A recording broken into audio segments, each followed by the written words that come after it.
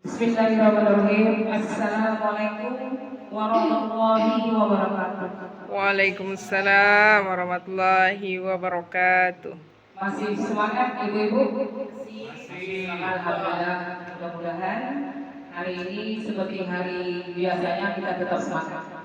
Baik Bapak Ibu, pada hari ini sedikit saya ingin berbagi pengalaman dan berbagi ilmu dengan Bapak Ibu.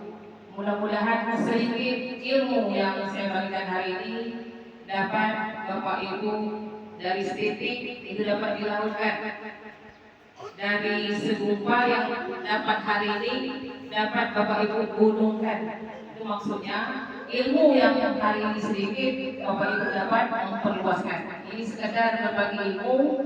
Kebetulan pada pagi hari ini saya akan menyampaikan materi yaitu budaya positif, yang insya Allah mari sama-sama budaya positif ini kita kembangkan di SMP tercinta ini. Baik, sebelum kita mulai, mari kita melemaskan tangan-tangan kita untuk letih waktu mengajar tadi. Semuanya berdiri. Saya mohon semua berdiri kita untuk melemaskan jari tangan kita. Mungkin Bapak Ibu masih ingat, nanti langsung gerakan. Kalau kata saya bawah, diikuti dengan tangan bawah, atas. Jadi dengan lagu ya. Masih ingat lagunya? Mungkin sudah Bapak Ibu dapat dari pelatihan. Ya, oke. Nanti kalau bawah, atas, bawah,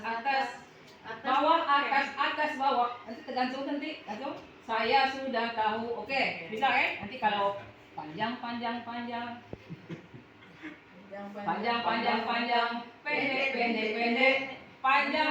panjang, pendek, saya sudah tahu. Gitu. Nanti ini belum ini. Ini tes dulu.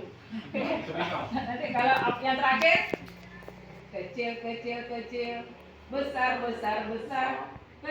besar, kecil, besar, saya sudah tahu. Ya. Kita ulangi ya. Yuk kita beri semangat dulu dan kita sama-sama kita beri tepuk semangat dulu. Tepuk semangat. Oke. Kita ulangi dari yang pertama ya. Pertama dari yang bawah ya. 1, 2, 3. Bawah. Atas,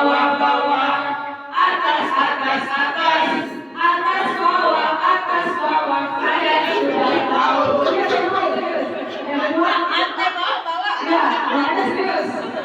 Konsentrasinya ada atau tidak? Ulangi. Oke. 1, 2, 3. Bawah.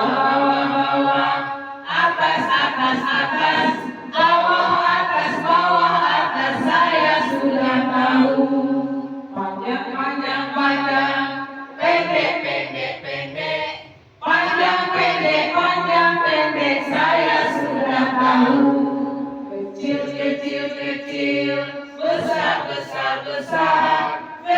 besar. Kecil, besar, saya sudah tahu. Oke, terima kasih.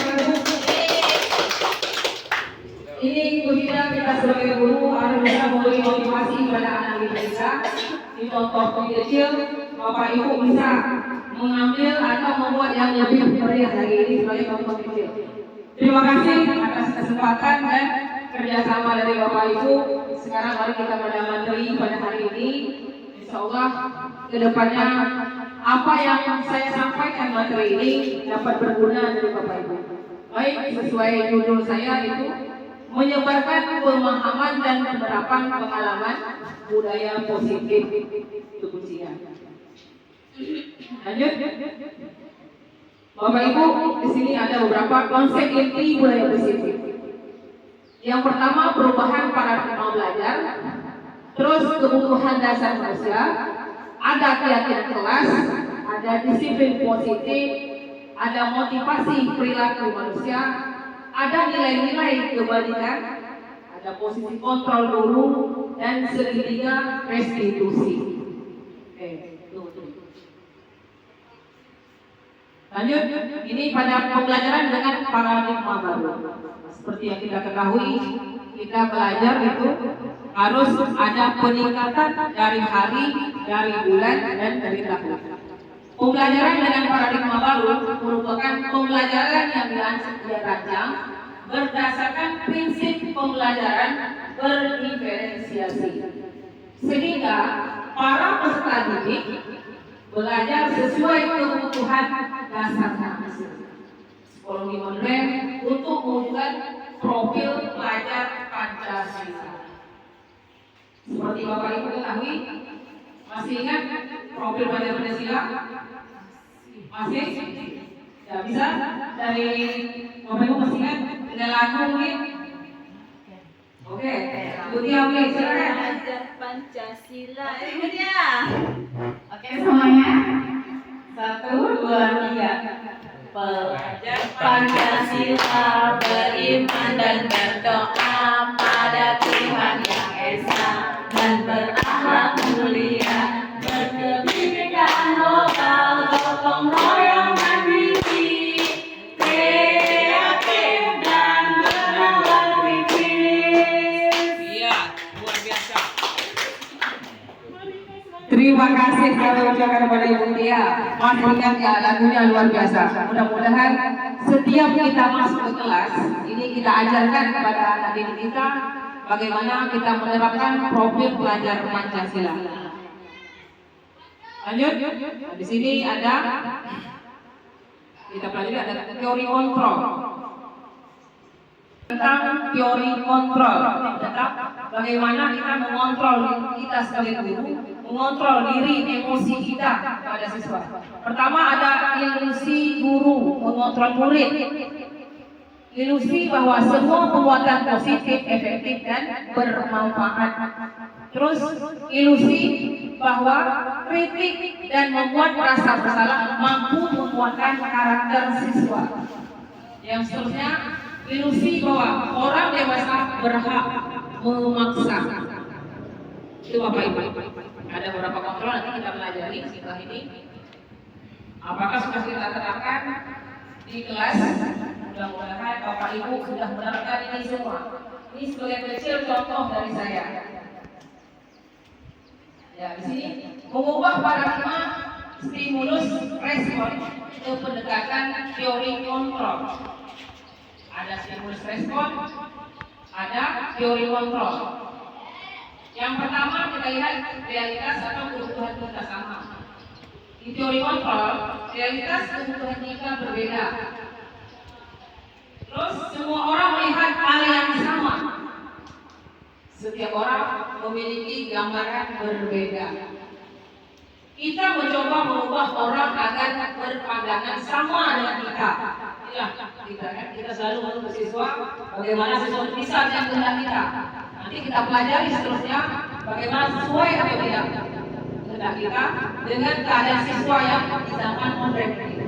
Belajar disiplin mengacu pada disiplin diri yang memiliki tanggung jawab terhadap apa yang dilakukannya berdasarkan nilai-nilai diyakini.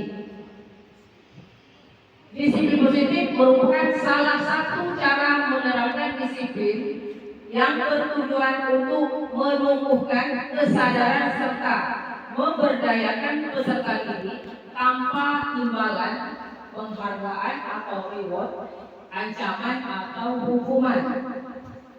Sebagai pendidik, tujuan kita adalah menciptakan peserta didik yang memiliki disiplin diri sehingga mereka berperilaku mengacu kepada nilai-nilai kebajikan universal dan memiliki motivasi intrinsik dalam perubahan perilaku ke arah yang lebih baik.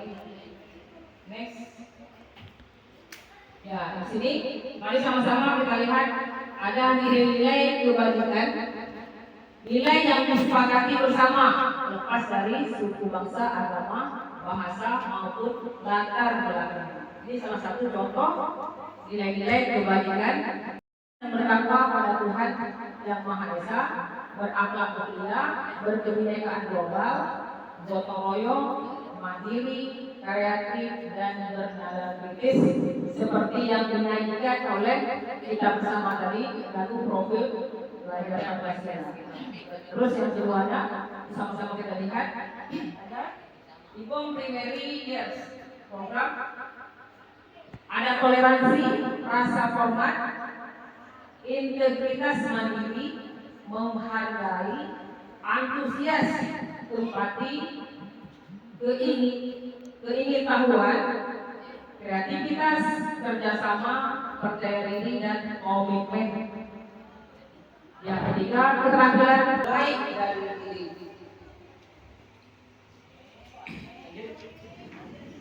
Ya, seperti yang Bapak Ibu ketahui, kita ada kebutuhan dasar manusia. Kebutuhan dasar manusia adalah segala sesuatu yang kita lakukan untuk mendapatkan apa yang kita inginkan. Kebutuhan dasar memiliki tujuan tertentu, dan semua usaha terbaik yang kita lakukan adalah dalam rangka agar kebutuhan dasar kita terpenuhi dengan baik. Ya, sini sama-sama kita lihat ada 5 kebutuhan dasar manusia. Yang pertama itu bertahan hidup. Apa saja termasuk bertahan hidup? Itu ada contoh makanan, pakaian, tempat tinggal, keamanan, dan kesehatan. Itu termasuk kebutuhan hidup. Ada kebutuhan kasih sayang dan rasa diterima. Apa saja? Rasa diterima, dipedulikan, berbagi, kerjasama, menjadi bagian dari kelompok. Kemudian ada yang ketiga, kebebasan. Itu kita lihat, yang termasuk kebebasan mandiri, ada memiliki, ada pilihan, mencoba hal baru, mampu mengendalikan arah dirinya.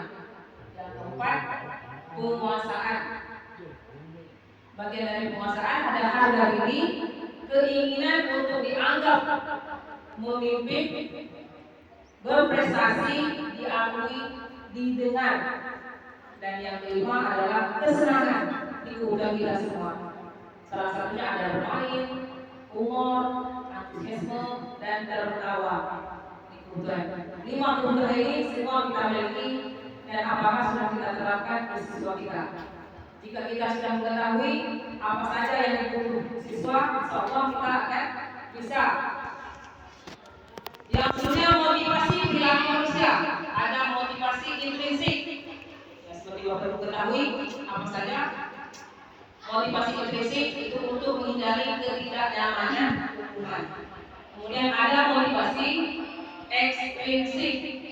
Intrinsik untuk mendapat imbalan penghargaan dari orang lain.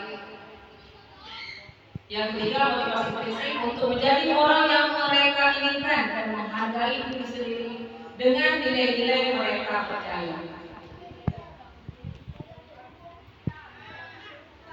Ya, ini kita pelajari Bapak Ibu. Ini yang sering kita lakukan.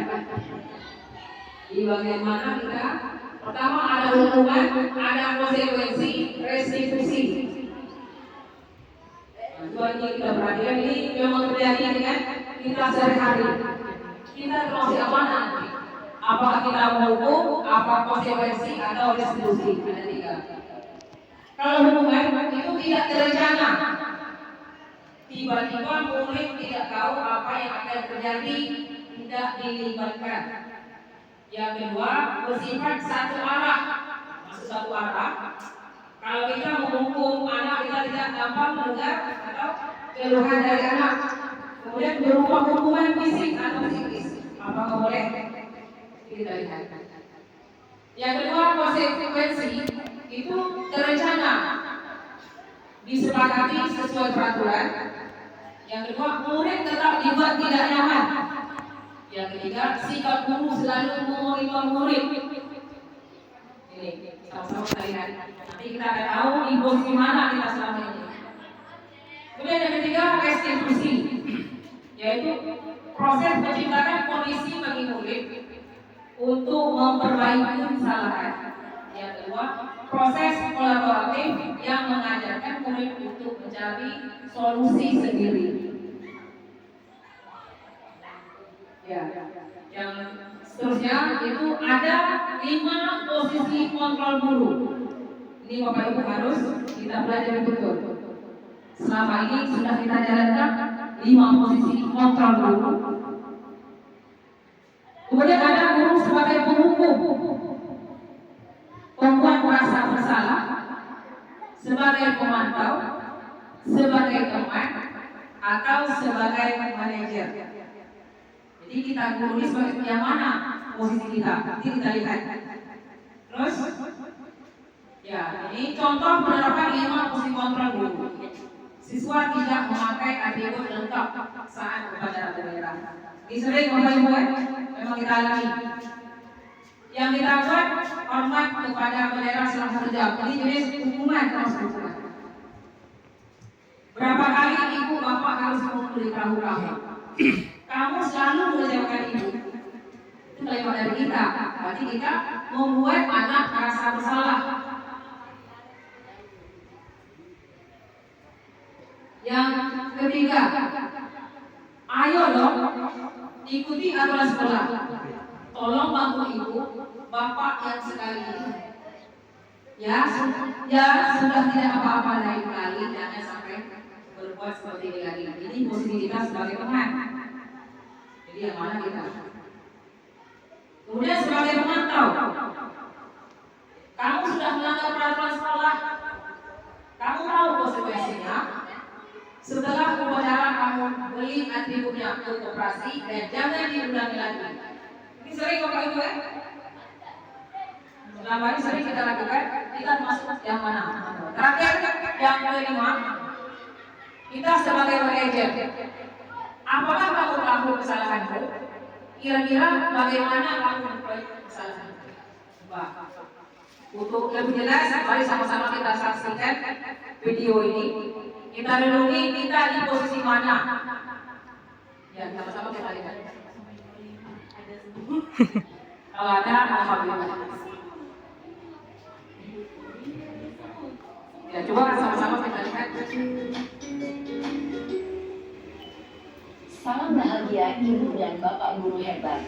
Dalam penerapan disiplin positif restitusi, salah satu program yang dikembangkan adalah 5 posisi kontrol. 5 posisi kontrol dalam restitusi adalah proses perjalanan seorang pendidik agar dapat mengenali dirinya. Pada video kali ini, kita akan membahas tentang 5 posisi kontrol yang dikembangkan oleh Diane Gossen dan contoh penerapannya.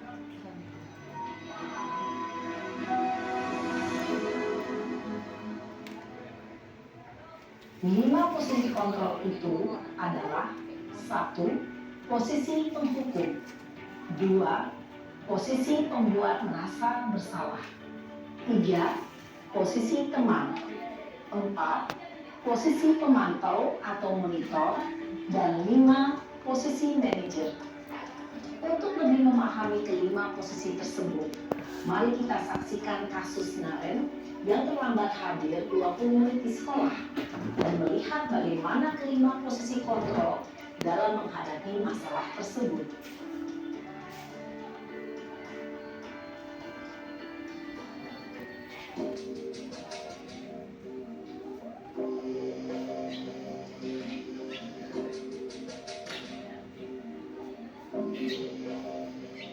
Naren, sini kamu.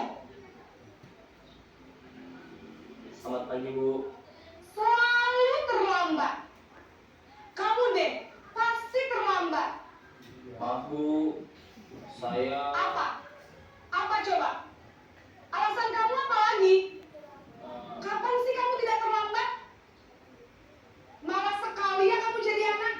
saya Dasar pemalas. Gak kapok-kapok sih kamu. Sudah berapa kali terlambat? Sana, kamu keliling lapangan basket 2 kali. Kenapa saya harus keliling lapangan basket, Bu? Kenapa? Kamu melawan ibu? Berani-beraninya jawab. Sudah terlambat, masih berani jawab pula. Sekarang, keliling lapangan basket 5 kali sekalian. Biar kapok. Cepat, pergi sana ke lapangan basket. Posisi penghukum biasanya berbicara dengan nada tinggi. menghardik, menunjuk-nunjuk, menyakiti, dan menyindir. Hukuman bisa berupa fisik maupun psikis.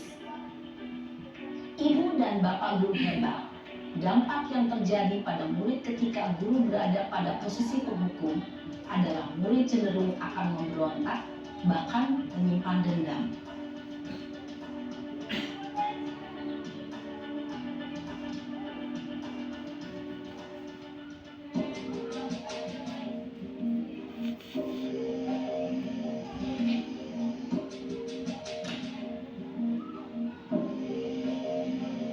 Naren,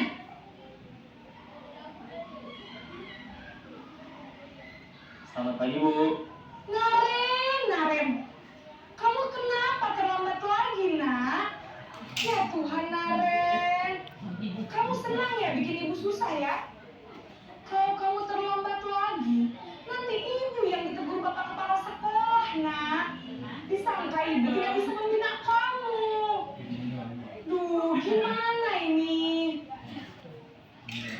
Maaf, Bu. Duh, Gusti Naren, kamu suka ya kalau ibu ditegur bapak kepala sekolah? Terus, sekarang ibu harus tulis apa ini di buku absen? Ini kamu sudah sering terlambat loh. Ibu harus apa coba? Maaf, Bu. Maaf sekali. Ya sudah, lain kali jangan bikin ibu susah lagi ya nak ya. Ibu tidak akan kuat lagi kalau kamu begini terus. Bisa jantungan kalau ibu tegur bapak kepala sekolah. Sana cepat ke kelas.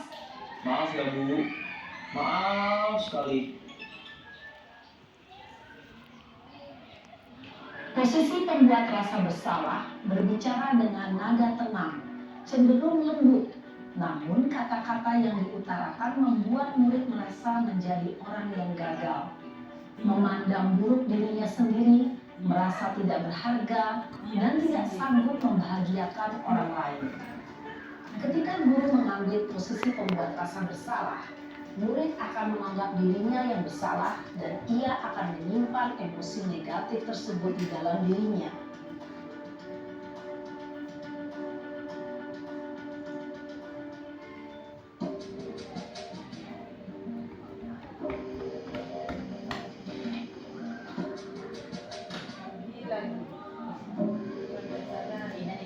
Naren,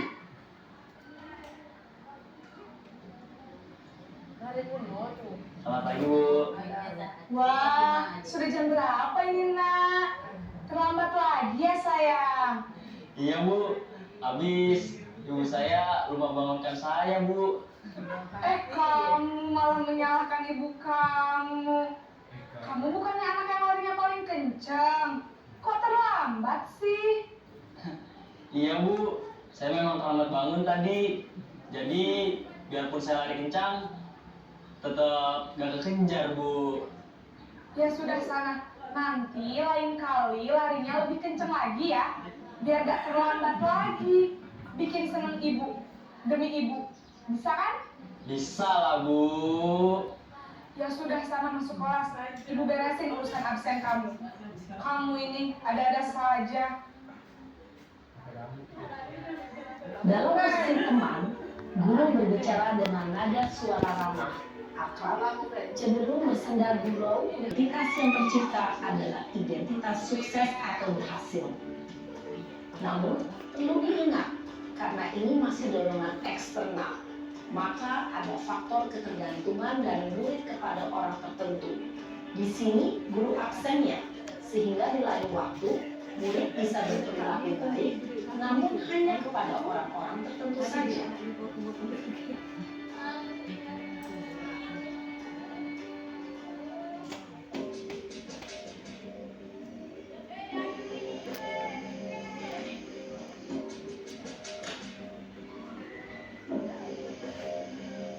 Naren,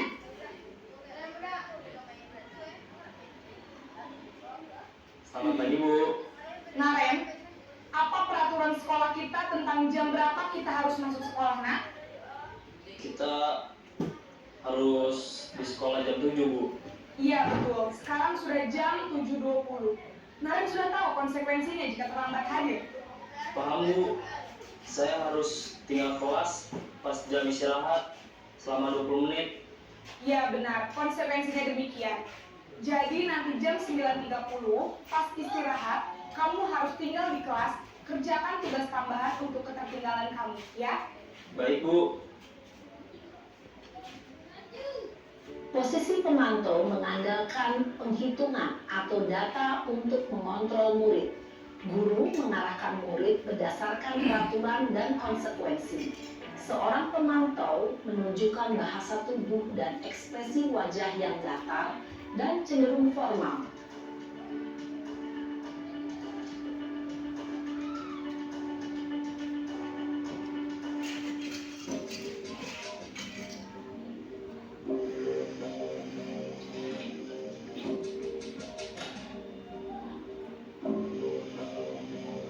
Naren!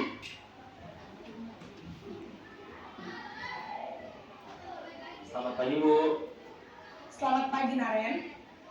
Maaf, Bu. Saya terlambat. Iya, sekolah masuknya jam 7, sekarang sudah jam 7.20. Jadi sekarang bagaimana ini, Naren? Maaf, Bu. Saya lupa setel alarm saya semalam. Baiklah, menurut kamu, keyakinan sekolah yang mana yang perlu kamu tingkatkan?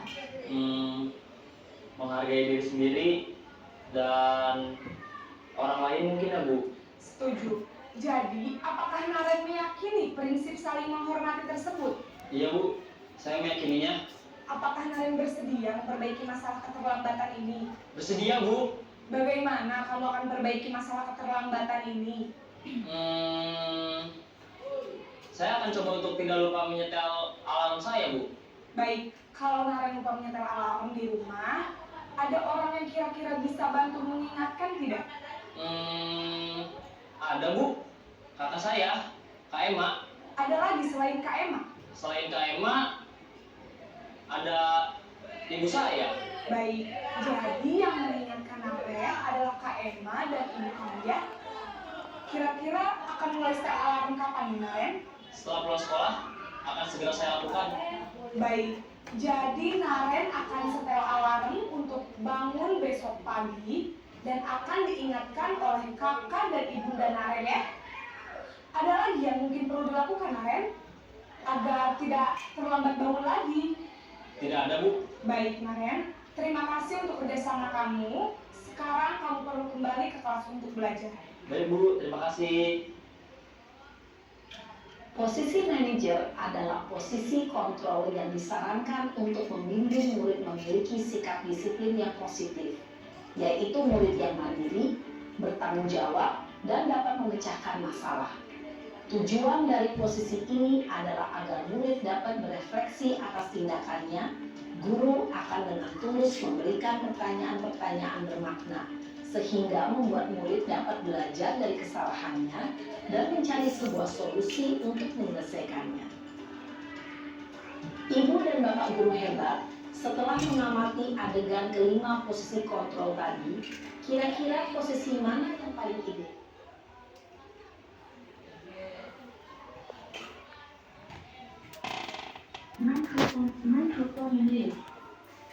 Microphone on.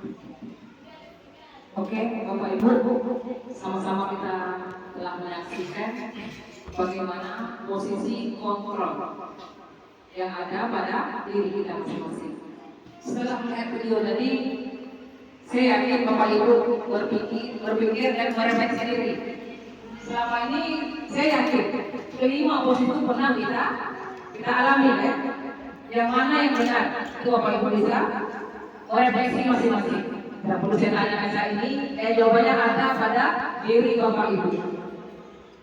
Itu jawabannya ada dari 5 posisi kontrol kita selama ini bagaimana kita menerapkan pada siswa-siswa kita. Mudah-mudahan saya sangat berharap setelah menonton video tadi ada ilmu yang tertanam, kita merefleksi diri kita selama ini begini. Mudah-mudahan ada perubahan. Itu harapan saya untuk Bapak Ibu. Baik, kita mesti mana? Itu tentu jawabannya ada. Saya kecewa sekali dengan kamu. Mesti yang mana Bapak Ibu? Yang rasa bersalah. Oke, lanjut. Ada, kamu tidak pernah benar melakukannya. Itu pertanyaan salah satu. Lanjut. Nanti jawabannya pada diri Bapak Ibu sendiri. Saya ini mesti mana sekarang? Terus, apa rencanamu untuk menyelesaikan masalah ini? Manajer. Ya, berarti minta manajer. Lanjut. Ayolah, lakukan demi Bapak Ibu. Ya, yang mana nih Bapak Ibu?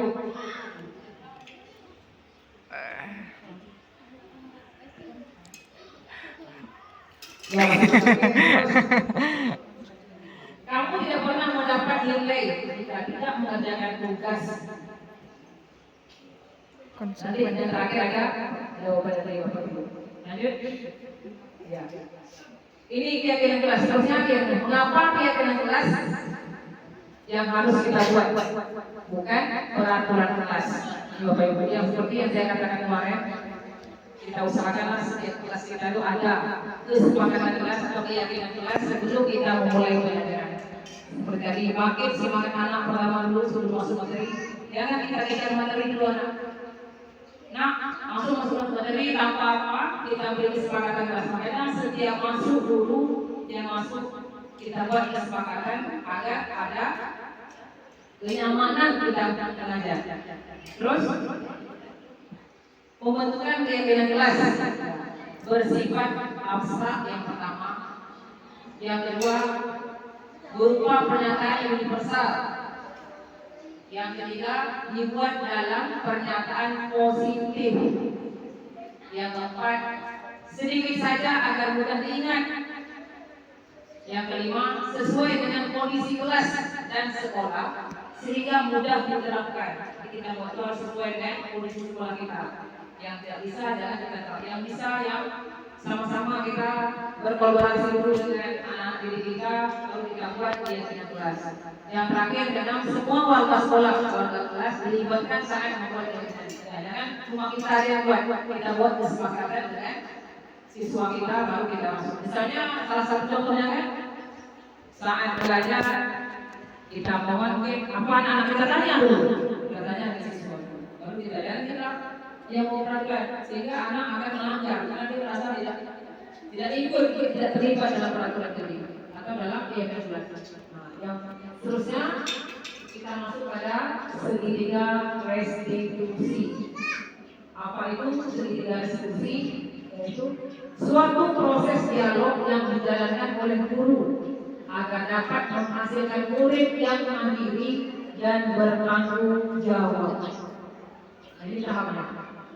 Tahap segitiga restitusi yang pertama menstabilkan identitas, yang kedua validasi tindakan yang salah, yang ketiga menanyakan keyakinan. Nanti akan kita pakai nanti kalau di kelas bisa. Terus apa itu menstabilkan identitas? Berdasarkan prinsip membuat kesalahan adalah bagian dari proses pembelajaran. Contohnya pertanyaan yang bisa kita lakukan dari menstabilkan identitas jika anak kita mungkin ada masalah. Kita pakai teori segitiga restitusi. Berbuat salah itu wajar. Tidak ada manusia yang sempurna. Yang ketiga, ibu atau bapak juga pernah melakukan itu. Berarti kita menstabilkan itu. Ibu bapak tidak mau mencari siapa yang salah, tetapi ibu ingin mencari solusi dari permasalahan itu. Kamu berhak merasa begitu. Jadi ini Bapak Ibu, kalau ada masalah kita panggil, kita gunakan teori ini. Pertama kita akan menstabilkan identitas kita. Bawa anak ke ruangan agar mereka merasa dihargai. Jangan sekali kita anak di depan teman mereka. Karena mereka ada perasaan sama seperti kita. Kita renungi lagi, kita refleksi. Pernahkah kita melakukan seperti ini? Pernah. Sehingga anak kita melawan. Betul dia melawan yang tidak merasa dia dihargai Bapak Ibu. Mari kita belajar sedikit demi sedikit kita ubah dari diri kita sendiri. Yang kedua, validasi tindakan yang salah. Nih, berdasarkan prinsip, setiap perilaku berupaya memenuhi suatu kebutuhan tertentu. Ini dalam saya. Kamu pasti punya alasan mengapa kamu melakukan hal itu. Itu jalannya. Malah ada masalah. Yang kedua, padahal kamu bisa melakukan yang lebih buruk dari ini ya. Kamu patut bangga karena telah melindungi sesuatu yang penting buatmu. Kamu melakukan karena mempertahankan sesuatu yang penting dari ini pernah diupai oleh waktu menyelesaikan karena tidak ada masalah. Karena memang saat dia terbuka diceritakan. Kebanyakan kita dari Bapak Ibu menekan mereka sehingga mereka tak ada peluang untuk menyampaikan alasan. Ini sudah terjadi dan sudah Ibu alami masalah ini. Ternyata kita selalu selama ini menekan mereka untuk berbicara dan berbicara. Lanjut, yang ketiga menanyakan keyakinan. Berdasarkan prinsip teori kontrol bahwa pada dasarnya kita termotivasi secara intrinsik. Ini pertanyaannya salah satunya. Apakah keyakinan kelas kita? Nilai-nilai apa yang telah disepakati bersama? Karena ada masalah. Ada salah satunya contoh bahasa yang kita pergunakan untuk anak-anak kita. Seperti apa gambaran sebuah kelas yang ideal menurut kamu? Kamu ingin menjadi orang yang seperti apa? Biar mereka ya menjawab.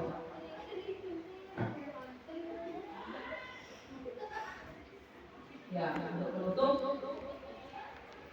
Dalam penerapan program disiplin positif, hendaknya guru memiliki standar kepribadian profesional dan sosial yang baik, di mana guru mampu merefleksikan dirinya dalam posisi kontrol saat ini. Bagaimana perjalanan dirinya sebagai among atau manajer yang menuntun murid-muridnya menjadi insan yang mandiri, merdeka dan bertanggung jawab. Baik, sebelum terakhir, Ibu ingin dari Bapak Ibu memberi solusi atau saran setelah melihat apa yang telah Bapak Ibu terima tadi. Silakan jawab.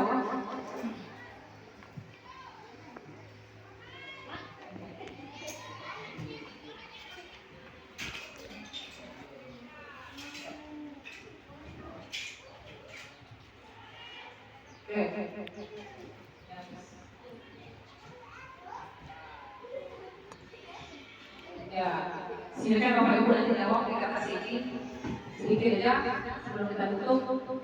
Peristiwa setelah melihat materi hari ini, apa yang Ibu rasakan? Yang kedua, perasaan Bapak Ibu pilih isi apa perasaan Bapak Ibu. Kemudian pembelajaran yang Bapak Ibu ambil. Yang terakhir, perubahan apa ini? Berubah atau bagaimana? Bapak Ibu tulis sendiri. Tolong dia bagikan dalam kertas. Isi di sini peristiwanya selama ini. Contohnya setelah mendapat materi kali ini saya menyadari. Isilah. Yang kedua, perasaan saya. Bagaimana perasaan saya? Yang ketiga, pembelajaran yang Bapak Ibu ambil dari materi hari ini. Perubahan. Apa keinginan Bapak Ibu? Ada perubahan atau tidak? Tidak, Bu, saya tetaplah begini. Saya lebih nyaman dengan posisi ini misalnya kan?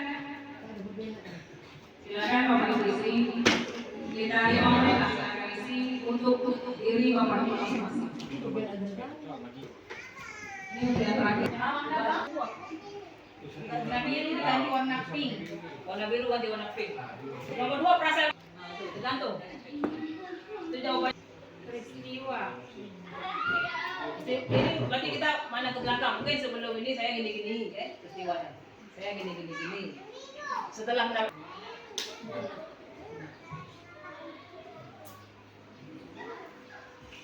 sebetulnya kita dalam cara kuliah itu kita bawa ke sini. Zaman berubah kan. Pemain baru. Zaman ini zaman digital. Nampak meriah deh.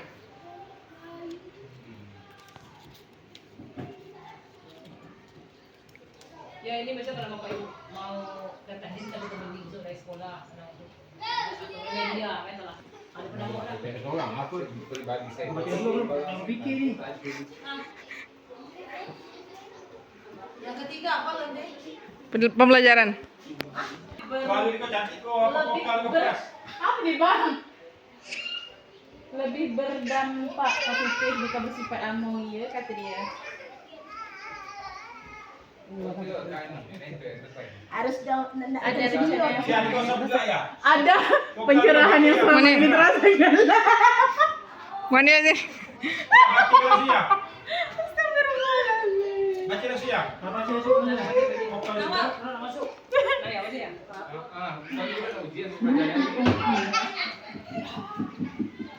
Oke, saya ke mikrofon ya. Nyanyi sedap. Iya. Juara tu. Alah tu. Dekelek aja. Lagi? Akan persilakan salah seorang Bapak Ibu untuk membacakan apa pendapat atau berbagai macam solusi dari masyarakat. Nah itu dia, itu dia. Pegangnya. Untuk siapa untuk dia aja.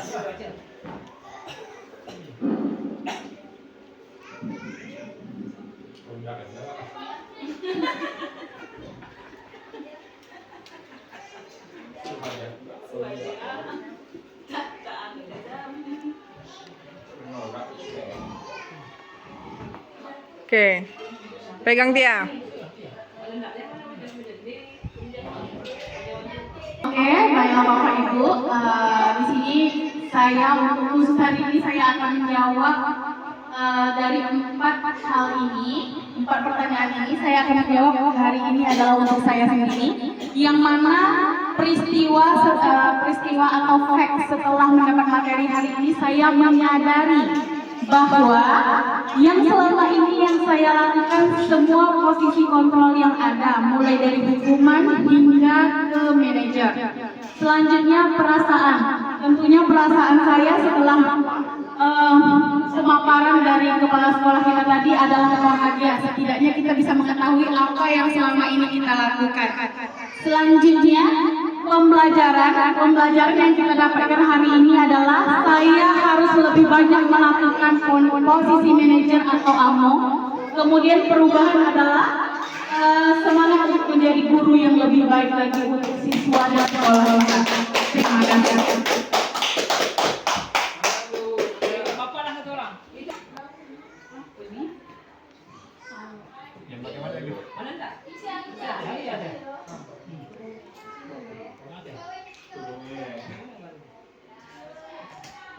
Langsung dia menghargai perasaan peserta didik sangat penting.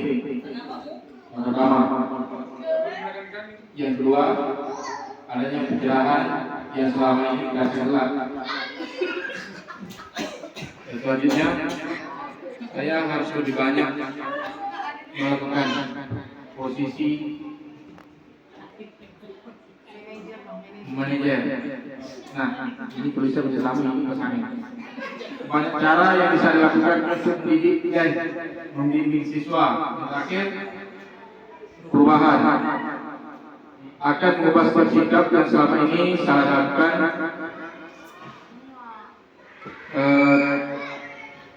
Setelah apa namanya? Untuk memiliki yang lebih baik. Oke, terima kasih. Bapak Ibu, mudah-mudahan materi yang Ibu sampaikan hari ini berguna dan dapat diambil mana yang baiknya dan dapat kita aplikasikan di sekolah kita yang tercinta ini. Mungkin hanya ini yang dapat Ibu sampaikan pada hari ini. Sekali lagi terima kasih atas kerjasama yang baiknya. Mohon maaf selagi ada kesalahan Ibu mungkin dalam penyampaian materi tadi, dan akhiri yang akan Ibu sampaikan dari materi tadi. Sama-sama kita berdoa mudah-mudahan ke depan bagaimana kita ingin merubah posisi kontrol di sekolah kita ini lebih baik lagi. Terima kasih atas segala perhatian. Mohon maaf atas segala kekurangan. Wabillahi taufiq wal hidayah. Assalamualaikum warahmatullahi wabarakatuh. Waalaikumsalam warahmatullahi wabarakatuh.